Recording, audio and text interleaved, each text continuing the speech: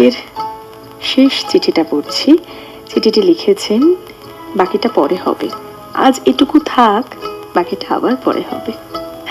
গোপাল দাস, সিঙ্গুর জলাঘাটা, হুগলি থেকে।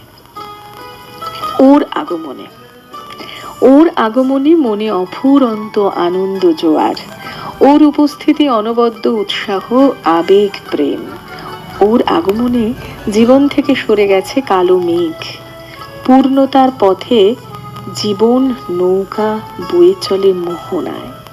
ওর আগমনে সবকিছু ভালো হতে শুরু করেছে, জীবন হয়ে উঠেছে নতুন নবজন্ম, চিরতরুণ।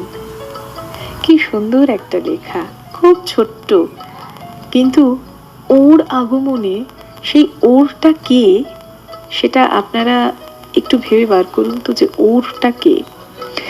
এই যে ওর, বা কোনো মানুষ হতে পারে, কোনো বস্তুও হতে পারে, যে কোনো কিছুই আমাদের কাছে যখন খুব গুরুত্বপূর্ণ হয়, সেই পরিবর্তনে আমাদের জীবনে যে কত রকম নতুন ঘটনার সৃষ্টি হয়, সেটা সকলেই বোধহয় কিছু না কিছু ক্ষেত্রে অভিজ্ঞতা করেছেন। অভিজ্ঞতার সঞ্চার সকলের জীবনেই হয়েছে। সেটা একটা ছোট বাচ্চা হতে পারে, সেটা একটা সুন্দর ছোট্ট গাছ হতে পারে, গাছের চারা হতে পারে, সেটা বৃষ্টি হতে পারে, সেটা মেঘ হতে পারে, সেটা রোদ হতে পারে, সেটা আলো হতে পারে। সেটা যাই হোক না কেন, সেটা আমাদের কাছে আলো হয়ে এসেছে। দিনের শেষে সেটা আমাদের কাছে এত পজিটিভিটি নিয়ে এসেছে যে আমাদের জীবনই বদলে গেছে। সেই ওরটা যেই হোক না কেন, আমার জীবনে সে আলো, আমার জীবনে সে পরিবর্তন। তাই আমাদের নতুন জন্ম হয় তার পরিবর্তে।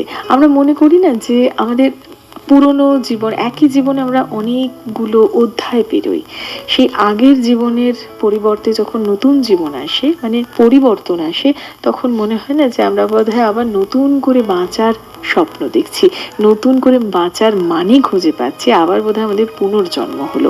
তাই এইরকম অধ্যায় কিন্তু আমাদের জীবনে মাঝে মাঝেই আসে। একটা অধ্যায়ের সমাপ্তি হয়, আবার একটা অধ্যায় আসে। তাই এইভাবেই আমরা আমাদের জীবনে নতুন করে বাঁচার মানে খুঁজে পাই। এইভাবেই স্বপ্ন দেখুন, এইভাবেই বাঁচুন, স্বপ্ন দেখতে ভুলবেন না। চির সবুজ থাকুন, চির রঙিন থাকুন, খুব আনন্দে থাকুন, ভালো থাকুন। আমাদের চিঠি লিখতে থাকুন। চিঠি লেখার ঠিকানা সকলেরই জানা, তবু